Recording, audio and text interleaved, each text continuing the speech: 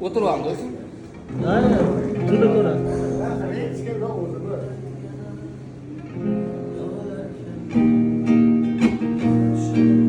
Gün giday kökten yağılarken nur afşan bağlarda uçraşar edik.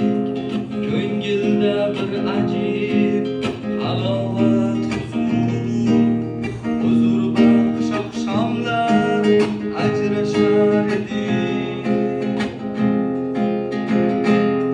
Kelasanmi derdim hayırlaşar çağ, kelaman deyarding sekin imanib tilimning uchidan har shu so'rov. Hanuz yuragimni aylaydi mayin,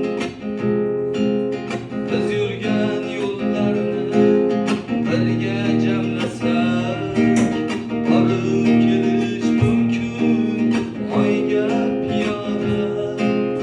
Lekin ko'nglimizda ko'ngil jon sarar, endi bu so'zlardan kimga ne foyda? Kelasanmi derdim hayırlaşar çağ, kelaman deyarding sekin Riyama video qaysi Instagramda.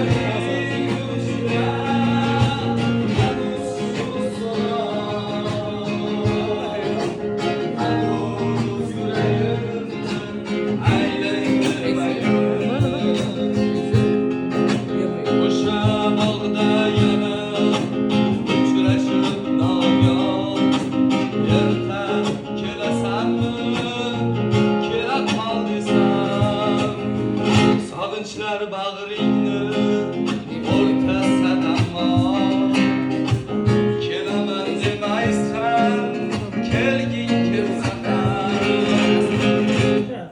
Kelasanmi derdim hayırlaşar çağ, kelaman deyarding sekin imanib tilimning uchidan hanuz shu so'rov.